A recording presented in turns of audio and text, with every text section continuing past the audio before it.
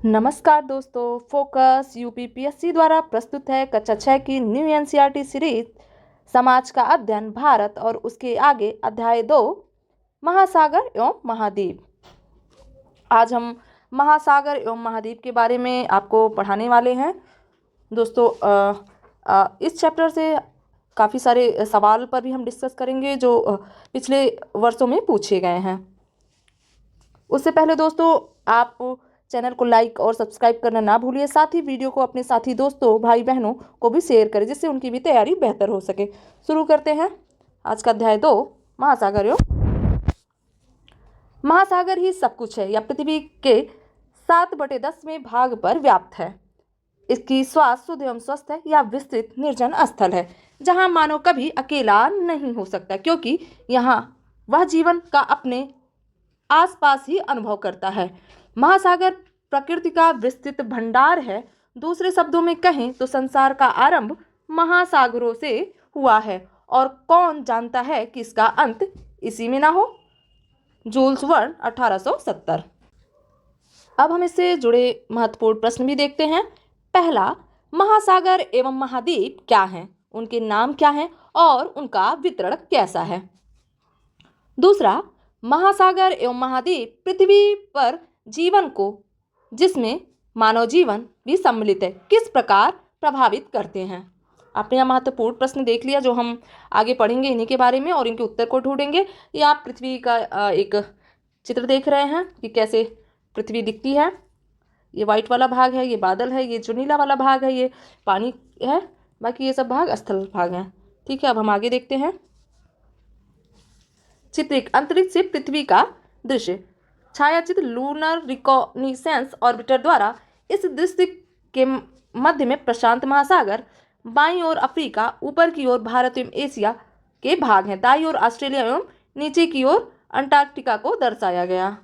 ठीक है, ये देख लिया। आगे पढ़ते हैं। आइए अब हम अपने ग्लोब की ओर लौटते हैं और इसे धीरे धीरे घुमाते हैं। आई होप आपने ग्लोब खरीद लिया होगा। आप उसको सामने रखकर आप देखते रहिए, चैप्टर को हम पढ़ते रहेंगे। आप चंद्रमा से लिए गए पृथ्वी के चित्र को भी देख सकते हैं। आपको सबसे अधिक कौन सा रंग दिखाई देता है। निश्चित ही आपको नीला रंग दिख रहा होगा। हमने देखा कि हमें सबसे ज्यादा नीला रंग ये दिख रहा है। ठीक है, परंतु क्या यह दर्शाता है, आपने उत्तर का अनुमान लगा लिया होगा, जल। हमने पहले ही बताया कि यह जल को दर्शाता है, नीला रंग जल को दर्शाता है। इसका अर्थ है कि पृथ्वी की अधिकांश सतह जल से घिरी हुई है।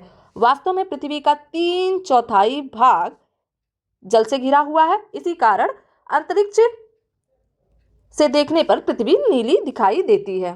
क्यों नीली दिखाई देती है? क्योंकि इसका 3/4 भाग जल से घिरा हुआ है। इसलिए आरंभिक अंतरिक्ष यात्रियों ने स्नेहपूर्वक पृथ्वी को नीला ग्रह कहकर पुकारा है। किसे नीला ग्रह कहा गया है? तो पृथ्वी को। ग्लोब पर हम जो सबसे बड़ी जलराशियां देखते हैं उन्हें महासागर कहते हैं। चित्र 2.1 में दर्शाए गए पृथ्वी के चित्र में आपको एक अन्य रंग भूरा भी दिखाई देगा। यह भूमि का रंग है। ये जो भूरा दिख रहा है ये ऑस्ट्रेलिया महाद्वीप है। ठीक है, ये अफ्रीका। ये जो भूरा रंग दिख रहा है ये स्थल भाग है।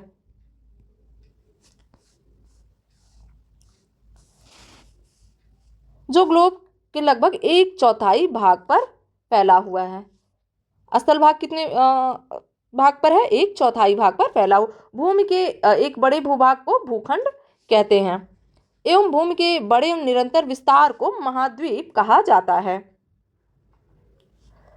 पृथ्वी की जलवायु के निर्माण में महासागर एवं महाद्वीप दोनों महत्वपूर्ण भूमिका निभाते हैं और ये जीवन के सभी पहलुओं को प्रभावित करते हैं, जिनमें सभी जीव जंतु, पौधे एवं मानव जीवन भी सम्मिलित है।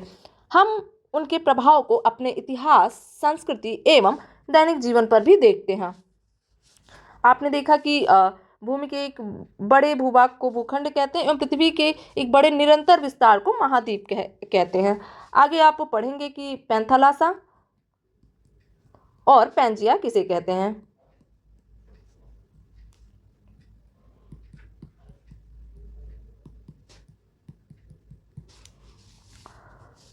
तो कुछ इस तरीके का जो है ये पैंथालासा है, पूरा पानी का भाग, और इसमें जो भूखंड है, कभी सारे महाद्वीप एक हुआ करते थे तो उन्हें पैंजिया कहा गया। ये स्थल भाग है पैंजिया, और ये पूरा जो महासागर का क्षेत्र है ये पैंथालासा है। ध्यान रखें, भारतीय नौसेना के प्रतीक चिन्ह पर आदर्श वाक्य शानो वरुणा अंकित है, जिसका अर्थ है हे वरुण हमारे लिए कल्याणकारी हो। यह महासागर, आकाश तथा जल से संबंधित वैदिक देवता वरुण की स्तुति है। किसकी स्तुति है? वरुण की। ये आपने देखा, यह लिखा हुआ है भारतीय नौसेना के प्रतीक चिन्ह आदर्श वाक्य शानो वरुणा। इस पर भी प्रश्न पूछा गया है, आप इसे अच्छे से तैयार कर लीजिए। पृथ्वी पर जल एवं भूमि का वितरण। जैसा कि हमने देखा है, महासागर और महाद्वीप उत्तरी और दक्षिणी गोलार्ध में समान रूप से वितरित नहीं हैं। यह है उत्तरी गोलार्ध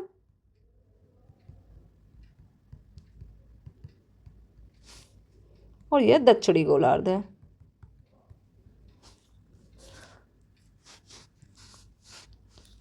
अब हम मानचित्र 2.2 में दर्शाए गए दो मानचित्रों का परीक्षण करते हैं। यहाँ भी नीले रंग से महासागरों या महासागर एवं उनके छोटे विस्तार जैसे सागर, खाड़ी आदि को भी दर्शाया गया है। ये खाड़ी है। इन शब्दों की परिभाषा पुस्तक के अंत में शब्दावली में दी गई है।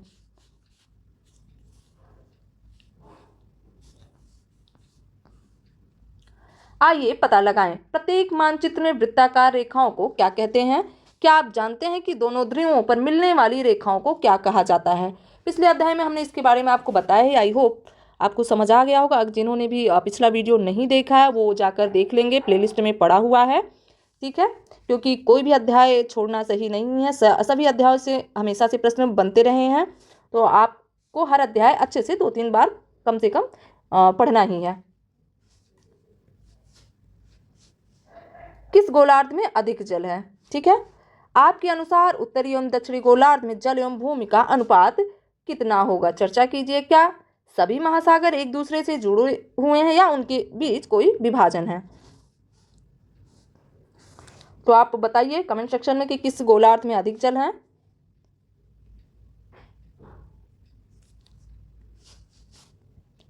दक्षिणी गोलार्ध में।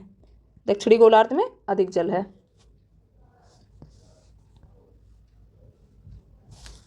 यह है प्रवाल भित्ति का चित्र, आप देख रहे हैं। समुद्री जीवन, समुद्री एनीमोन और तारामीन, समुद्री एनीमोन है ये, और इस पर एक तारा मछली है। शार्क आप देख रहे हैं, किस तरीके की डॉल्फिन, स्पर्म मायम शिशु, और उष्णकटिबंधीय बहुरंगी मछलियों के साथ सतही प्रवाल भित्ति। सवाल देखा आपने, इससे भी काफ़ी सवाल बने हैं हर परीक्षाओं में। एम्परर पेंगुइन, बोनेयर्स समुद्री टर्टल। आगे देखते हैं, पृथ्वी पर उपलब्ध जल का अधिकांश भाग महासागरों में है, परंतु यह जल लवणीय यानी खारा है एवं मानव सहित बहुत से स्थलीय जीवों के उपभोग के लिए अनुपयोगी है। दूसरी ओर अलवणीय जल यानी पेयजल है का पृथ्वी के जल संसाधनों में अत्यल्प हिस्सा है। यह हिमनद, ग्लेशियर, नदियों, झीलों, वायुमंडल एवं भूमिगत जल के रूप में व्याप्त हैं। यहाँ से भी देखिए हम प्रश्न देखेंगे कि कैसे कैसे प्रश्न बने हैं, किस प्रकार से आयोग ने पूछा है। हाल ही की 2025 के PCS प्री में पूछा गया एक सवाल है, उस पर हम अभी डिस्कस करेंगे आपसे। आइए विचार करें, जब पृथ्वी पर जल प्रचुर मात्रा में उपलब्ध है फिर भी जल की कमी अथवा जल संकट की इतनी चर्चा क्यों सुनाई देती है? दूसरा, जल संरक्षण के कौन कौन से उपायों से आप अवगत हैं? इनमें से किसका उपयोग आपने अपने घर, विद्यालय, गांव और उपनगरों एवं नगरों में होते देखा है? आप कमेंट सेक्शन में बताइएगा।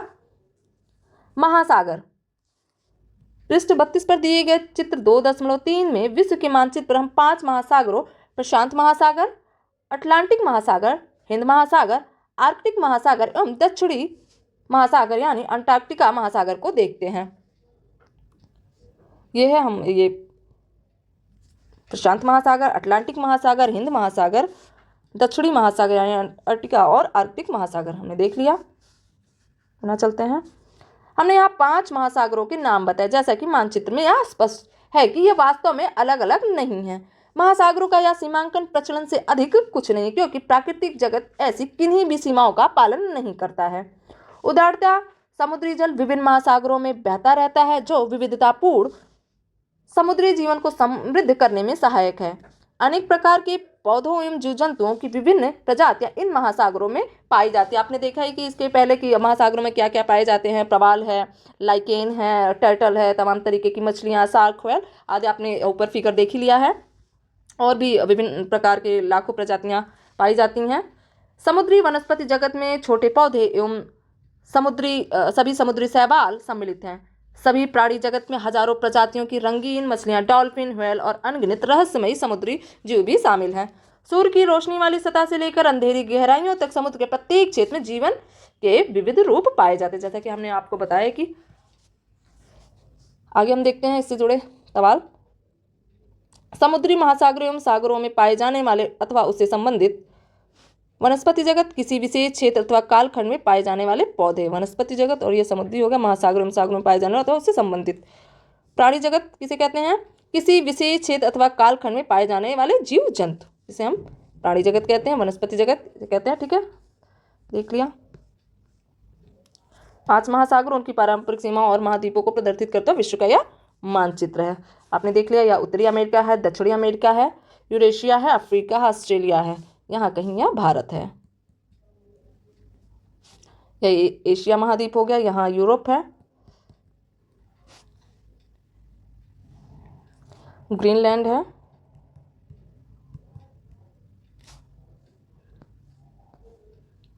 आप इस तालिका को फिल कर लीजिएगा कि कौन कौन सा महासागर किस गोलार्ध में है। दक्षिणी महासागर जो है दक्षिणी गोलार्ध में है और आर्कटिक महासागर उत्तरी गोलार्ध में है। बाकी ये 3 आप बताइए।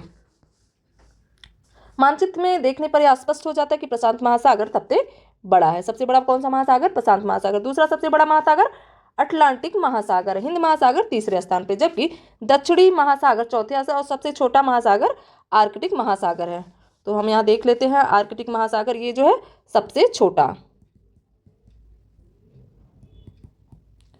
सबसे बड़ा प्रशांत। उसके बाद दूसरे नंबर पर, ये पहले नंबर पर, ये दूसरे नंबर पर अटलांटिक आ गया और तीसरे नंबर पर हिंद महासागर आ गया, चौथे नंबर पर दक्षिणी और 5वें नंबर पर आर्कटिक महासागर आ गया। कभी कभी इनका क्रम भी पूछता है, तो आप क्रम याद रखिएगा कि सबसे बड़ा कौन, सबसे छोटा कौन, तीसरा चौथा कौन। ठीक है,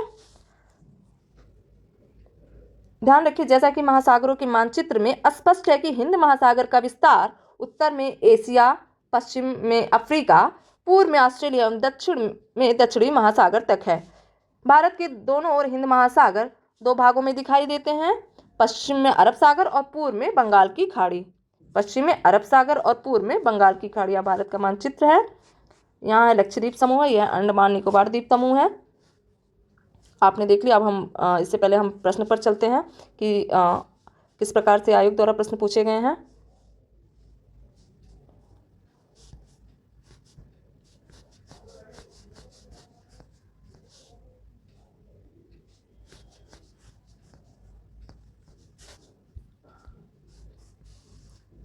हमने अभी जल के बारे में पूछा था कि कहाँ पर कितने जल हैं, जैसे हिमनदों में कितने जल हैं कहाँ पे। तो ये इसी वर्ष इसका सवाल पूछा गया था कि विश्व जल आपूर्ति के निम्नलिखित स्रोतों पर विचार कीजिए और इन्हें अवरोही क्रम में व्यवस्थित कीजिए। तो सबसे ज़्यादा जो जल है वह महासागर में है। उसके बाद जो दूसरा है ध्रुवीय बर्फ और हिमनद के रूप में है। तीसरा जो है भूगर्भ जल के रूप में, और चौथा जो है नदियों के रूप में है। तो इससे जो है कूट ए सही हो गया है। ठीक है, इस तरीके से प्रश्न आयोग बनाता रहा है, आप इसे याद करते चलिए। लाइकेन के बारे में हमने देख लिया।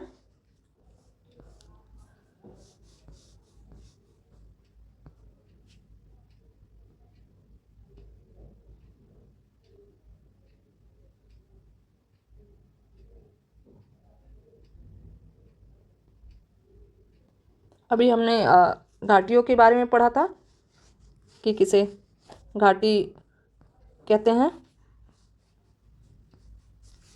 तो उस पर भी ये सवाल पूछे गए हैं, आप देख लीजिएगा।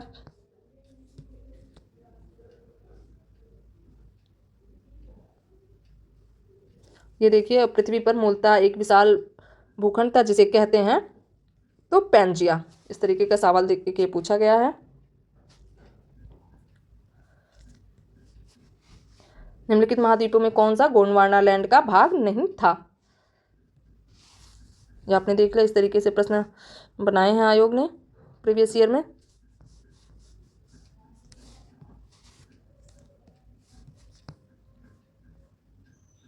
ठीक है,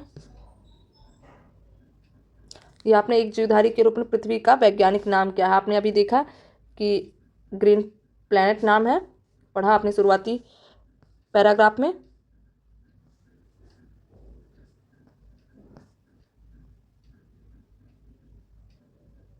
अभी आगे हम और भी सारे क्वेश्चन देखेंगे।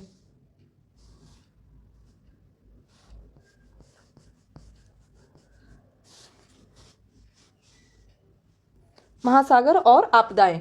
इस अध्याय के आरंभ में दिए गए पृथ्वी के चित्र को फिर से देखिए।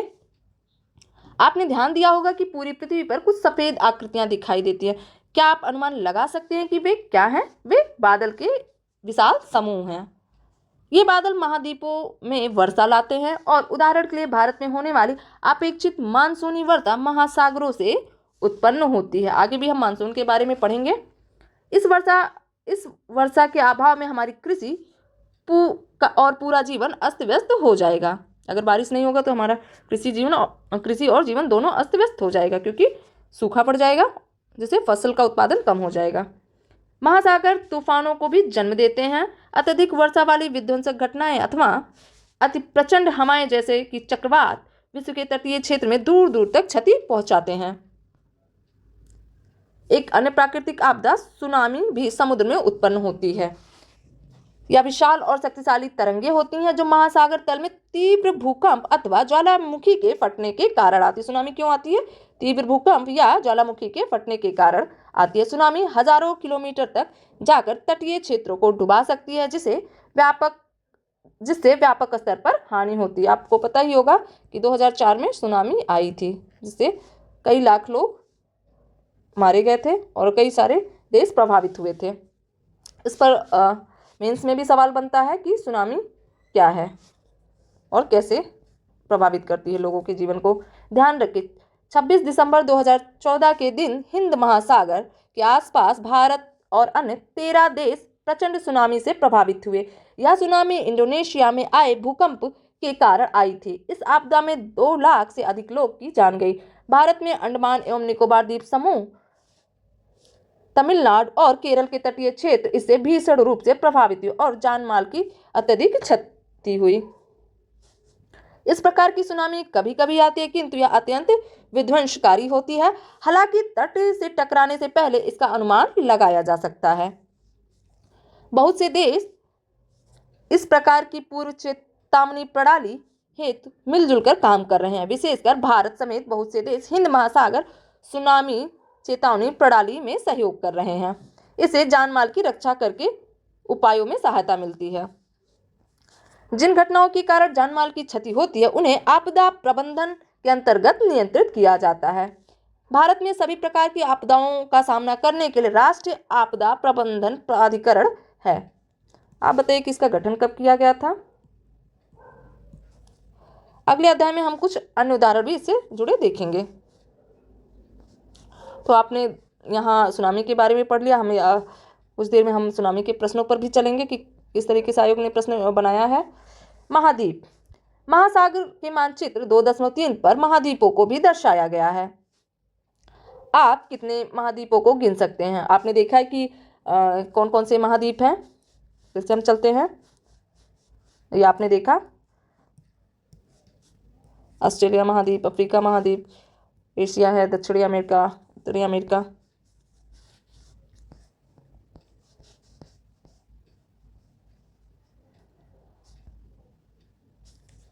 इसका उत्तर इतना सरल नहीं है, क्योंकि इनकी गिनती कई प्रकार से की जा सकती है। यह हमारी रुचि पर निर्भर करता है कि हम 4 से 7 के बीच किसी भी संख्या की सूची बना सकते हैं। इसके कारण निम्नलिखित है। उत्तरी अमेरिका और दक्षिणी अमेरिका को सामान्यतः 2 महाद्वीपों में गिने जाते हैं, परंतु यदि देखा जाए तो यह एक ही भूखंड है। इन्हें एक भी समझा जा सकता है। यूरोप और एशिया को सामान्यतः 2 महाद्वीप माना जाता है। यद्यपि मानचित्र में यह स्पष्ट रूप से दिखाई देता है कि वह एक ही भूखंड है। ऐतिहासिक और सांस्कृतिक कारणों से यूरोप का विकास एशिया के विकास से बहुत भिन्न प्रकार से हुआ है, इसलिए इन 2 महाद्वीपों के रूप में देखा जा सकता है। हालांकि भूगर्भशास्त्री सामान्यतः इन्हें एक ही महाद्वीप मानते हैं, जिसे यूरेशिया कहा जाता है।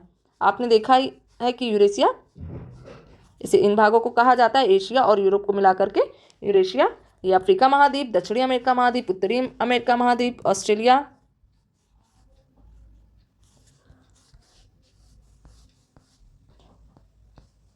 आगे हम और भी इसके बारे में पढ़ते हैं। आपने देख लिया यूरेशिया किसे जाता है, यूरोप धन एशिया मिलाकर के बना है यूरेशिया। अफ्रीका और यूरेशिया को सामान्यतः 2 महाद्वीप समझा जाता है और कभी कभी एक भी समझा जाता है। ठीक है, तालिका में महाद्वीपों की अलग अलग प्रकार की गिनती को सार रूप में लिखिए। ये ठीक है, आप इसे पढ़ लीजिएगा। मेनतः हम 7 महाद्वीप मानते हैं: अफ्रीका, अंटार्कटिका, ऑस्ट्रेलिया, एशिया, उत्तरी अमेरिका, दक्षिणी अमेरिका और यूरोप। व्यवहारिक रूप से 7 महाद्वीपों की अंतिम सूची को ही व्यापक रूप से अपनाया और प्रयोग में लाया गया है। ठीक है, इनके क्रम भी याद कर लीजिएगा आप कि कौन सा महाद्वीप सबसे बड़ा है, कौन सा महाद्वीप सबसे छोटा है। इस पर भी हम प्रश्न भी देखेंगे। ध्यान रखें, आपने ओलंपिक खेलों के प्रतीकों में से एक प्रतीक ओलंपिक के 5 छल्लों को अवश्य देखा होगा। ये छल्ले विश्व भर से खिलाड़ियों के एकत्र होने का प्रतीक है। इन छल्लों को 5 बसे हुए महाद्वीपों अफ्रीका, अमेरिका, एशिया, ऑस्ट्रेलिया और यूरोप का प्रतिनिधित्व करने के लिए चुना गया था। ये हैं ओलंपिक के प्रतीक चिन्ह, 5 छल्ले। 7 महाद्वीपों की सूची पर आधारित है। पृष्ठ 36 देखते हैं। यह उनके वास्तविक आकार को नहीं अपितु सापेक्षिक आकार को दर्शाता है। आप आइए पता लगाएं। वर्गों की संख्या को गिनिए और सबसे बड़े एवं सबसे छोटे महाद्वीपों का नाम बताइए। तो सबसे बड़ा जो हो गया, इसमें सबसे अधिक वर्ग है, एशिया महाद्वीप। दूसरा हो गया अफ्रीका महाद्वीप। तीसरा हो गया उत्तरी अमेरिका। चौथा हो गया दक्षिणी अमेरिका। 5वां हो गया यूरोप और 6वां हो गया ऑस्ट्रेलिया। इसमें हम वर्गों की संख्या देख लेते हैं।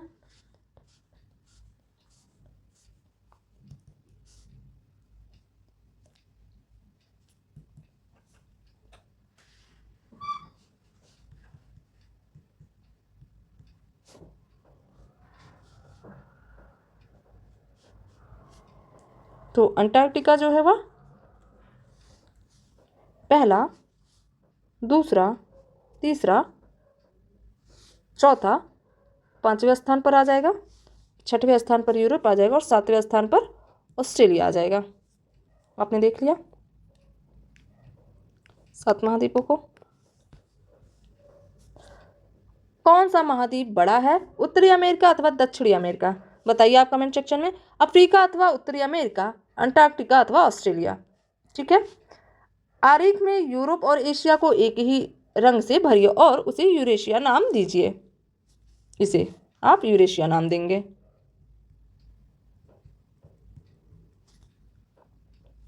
छोटे महाद्वीप से लेकर बड़े महाद्वीप तक की सूची बनाइए। आप यह होमवर्क करिएगा कि कितने छोटे महाद्वीप हैं और कितने बड़े महाद्वीप हैं। द्वीप, अब हम द्वीप के बारे में पढ़ते हैं। यदि आपने इस अध्याय के आरंभ में दिए गए 2 मानचित्र 2.2 और 2.3 को ध्यानपूर्वक देखा है तो आपने पाया होगा कि महाद्वीपों में संपूर्ण भूखंड सम्मिलित नहीं है। भूमि के कुछ छोटे छोटे भाग छूट गए हैं। चारों ओर जल से घिरे हुए भूखंड को द्वीप कहा जाता है। महाद्वीप भी चारों ओर जल से घिरे होते हैं, किंतु आकार में बड़े होने के कारण उन्हें द्वीप नहीं कहा जाता, उन्हें महाद्वीप कहा जाता। इस ग्रह पर विभिन्न आकार के लाखों द्वीप हैं। आपने देखा कि भारत के नक्शे में यहाँ पर लक्षद्वीप समूह है और यहाँ पर अंडमान निकोबार द्वीप समूह है, छोटे छोटे हैं जो सागर से चारों तरफ से घिरे हुए हैं। ठीक है, इस तरीके से विश्व में सैकड़ों हजारों द्वीप हैं। आगे पढ़ते हैं। ध्यान रखें, विश्व का सबसे बड़ा द्वीप ग्रीनलैंड है। आप मानचित्र में बताइए कि ग्रीनलैंड कहाँ है। उसके आकार को समझने के लिए आपको भारत के सबसे बड़े 10 राज्यों के क्षेत्रफल को जोड़ना होगा। भारत में 1300 से अधिक द्वीप हैं। इनमें मुख्य रूप से 2 द्वीप समूह हैं, बंगाल की खाड़ी में स्थित अंडमान और निकोबार द्वीप समूह एवं अरब सागर में लक्षद्वीप समूह। अभी हमने आपको मानचित्र में दिखा है कि अरब सागर में लक्षद्वीप समूह है और बंगाल की खाड़ी में अंडमान निकोबार द्वीप समूह है। 1981 में भारतीय अंटार्कटिका कार्यक्रम के अंतर्गत अंटार्कटिका में अन्वेषण किया जा रहा है। अंटार्कटिका ऐसा महाद्वीप है जहाँ की जलवायु बहुत अधिक ठंडी और कठोर है। 1983 में भारत ने अंटार्कटिका में दक्षिण गंगोत्री नामक पहला वैज्ञानिक बेस स्टेशन स्थापित किया था। बाद में 2 और बेस स्टेशन स्थापित किए गए। इस सुदूर प्रदेश में भारतीय वैज्ञानिकों ने लगभग 40 दलों ने विशेष रूप से जलवायु और पर्यावरण के विकास पर शोध कार्य किए हैं। वैज्ञानिकों के रहने के लिए यहाँ बने आवास में पुस्तकालय और यहाँ तक कि डाकघर भी है। आपने यहाँ दक्षिण गंगोत्री के बारे में पढ़ा है। दक्षिण गंगोत्री से रिलेटेड सवाल भी आयोग द्वारा पूछे गए हैं।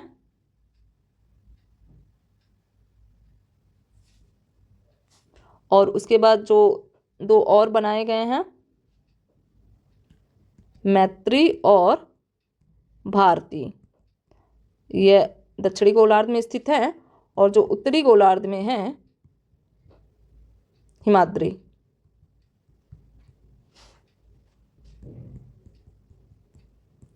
दक्षिण गंगोत्री को पानी में डूबने की वजह से बंद किया जा चुका है। अब वो जो है मैत्री और भारती चालू हैं।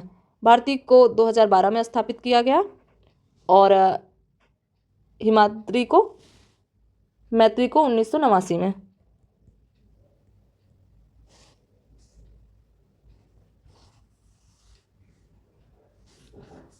आपने देख लिया, इससे जुड़े सवाल अभी हम देखेंगे कुछ देर में।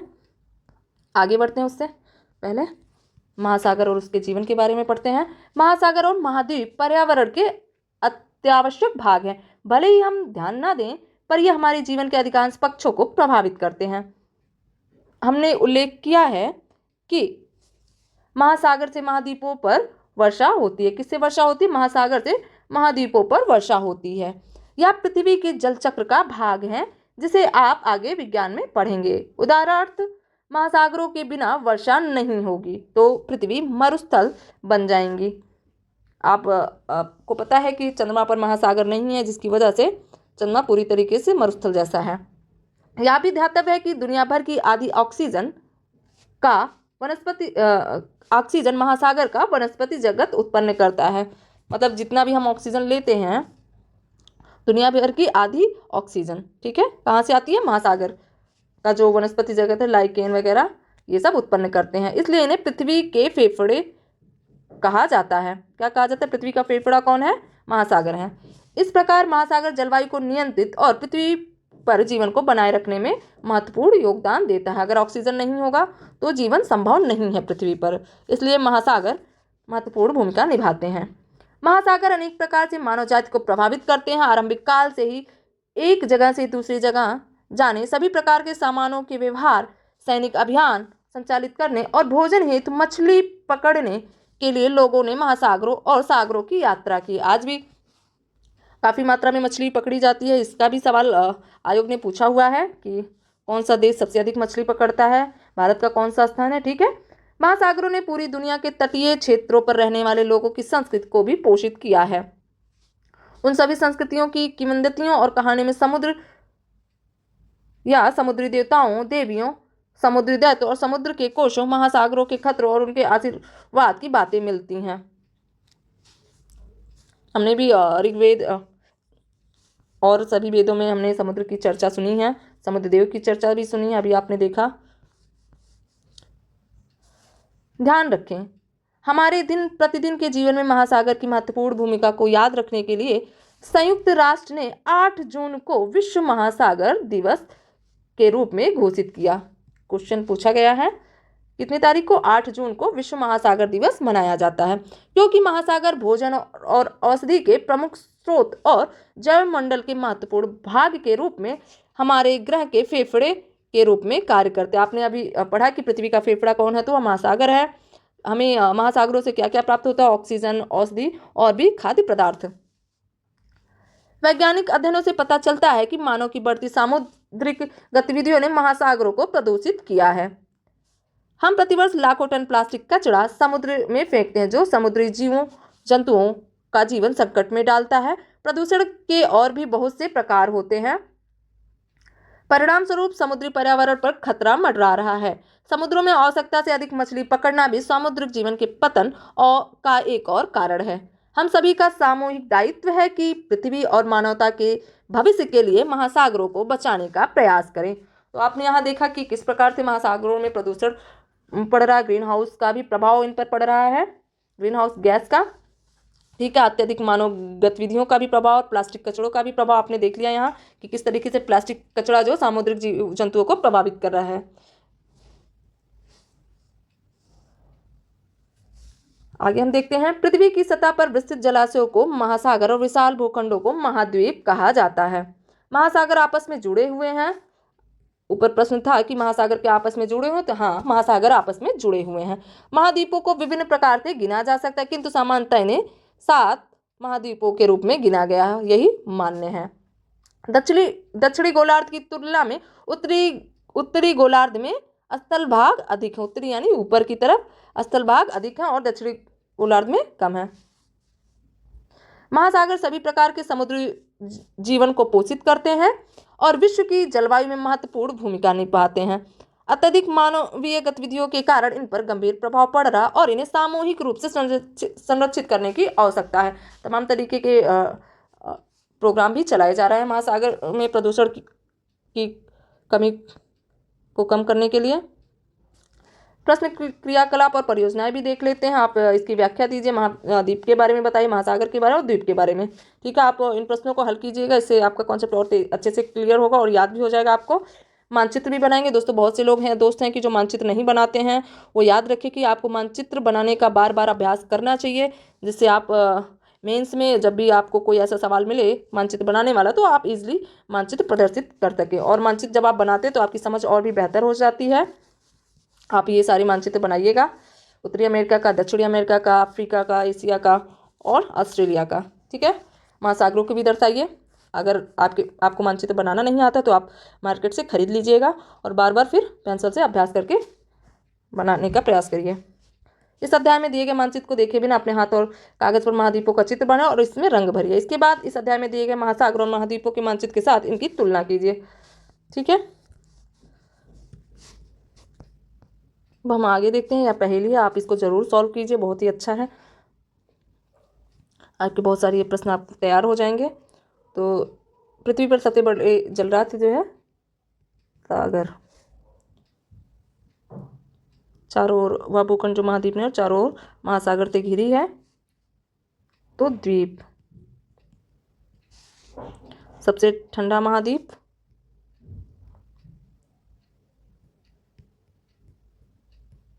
अंटार्कटिका।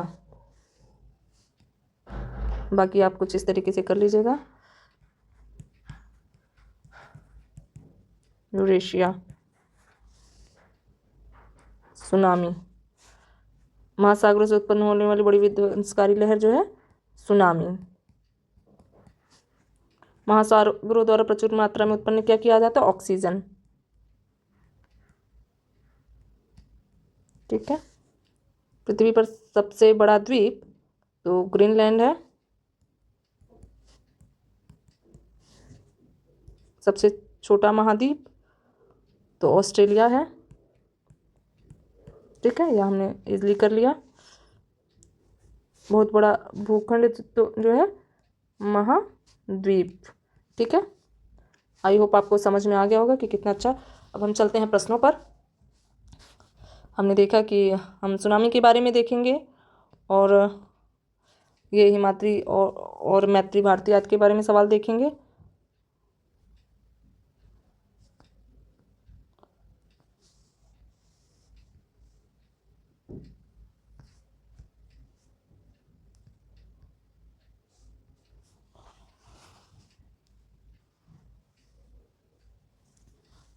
ये देखिए द्वीप के बारे में, प्रशांत महासागर में स्थित गैलापागोस द्वीप समूह के बारे में आपने देख लिया। इस पर भी सवाल पूछे गए हैं। मिलान करना है एलिशन द्वीप, बियर द्वीप, ग्रीनलैंड, फ्रांस जोसेफ लैंड, इसके बारे में पूछा गया। तो आप ये भी देख सकते हैं। सागरीय जल की लवणता में किसका अधिकतम योगदान होता है? तो सोडियम क्लोराइड, क्योंकि समुद्र का जल जो है वो खारा होता है सोडियम क्लोराइड के कारण। कितनी औसत लवणता? तो 35%।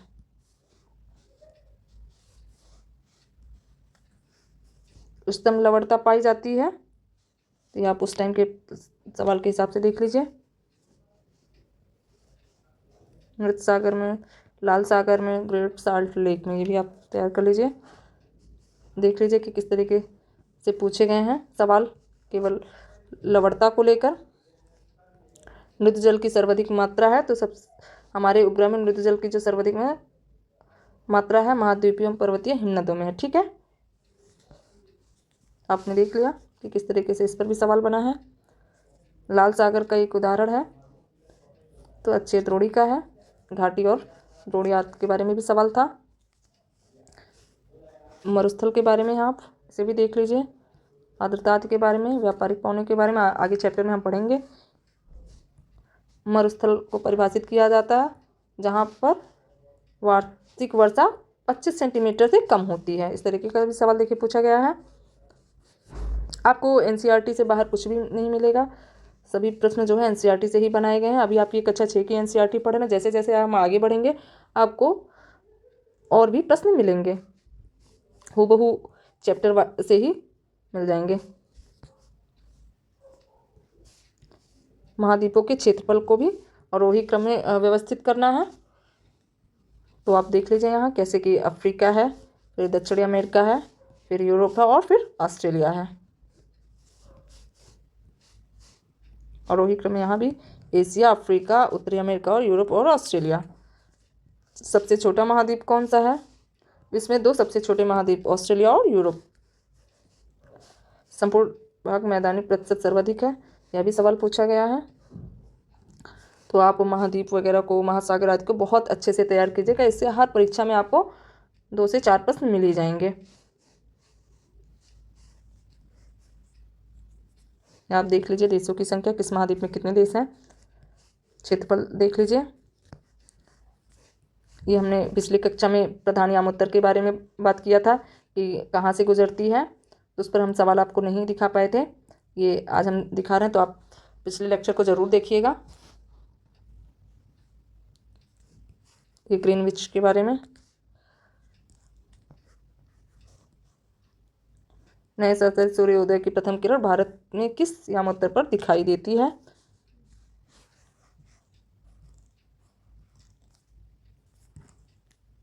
तो यहाँ कहीं।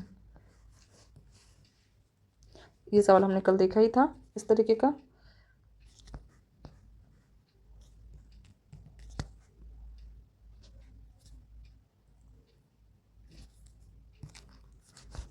आपने देख लिया। अब हम सुनामी के प्रश्न को देखते हैं। या आपने ग्रीनलैंड के बारे में पढ़ा। ग्रीनलैंड क्षेत्रफल की दृष्टि से विश्व का बृहत्तम द्वीप है, डेनमार्क के यह अधीन है। ठीक है, निम्नलिखित में कौन सा देश भौगोलिक रूप से अमेरिका में स्थित होने पर भी राजनीतिक दृष्टि से यूरोप का भाग है? कौन सा है? ग्रीनलैंड है।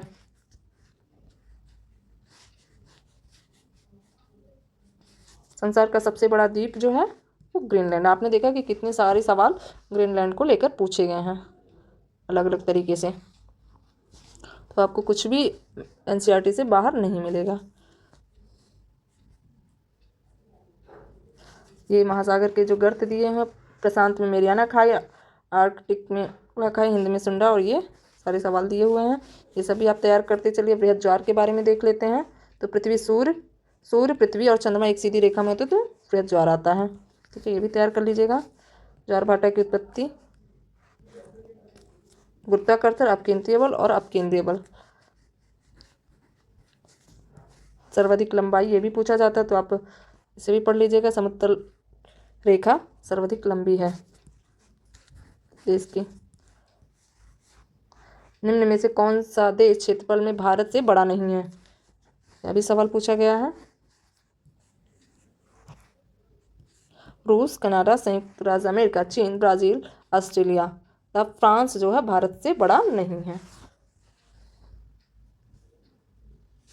भारतीय मौसम विज्ञान कब स्थापित हुआ, स्थापित है, कहाँ स्थापित है, तो नई दिल्ली में। सुनामी वार्निंग सेंटर आपने पढ़ा अभी सुनामी के बारे में, तो हैदराबाद में है। ठीक है, सुनामी द्वारा निम्न तटों में कौन सर्वाधिक दुष्प्रभावी हुआ था, तो कोरोमंडल तट जो है सर्वाधिक प्रभावित हुआ था भारत में। तो आपने देखा कि सुनामी को लेकर भी कई सारे प्रश्न बने हैं। यहाँ आप उसके अक्षांश वगैरह को आप पढ़ लीजिए, कितनी दूरी पर झुकी हुई है, तो 23.5 डिग्री। ये सारे सवाल थे, आई होप आपने अच्छे से देख लिया, ये भी आप तैयार कर लीजिएगा।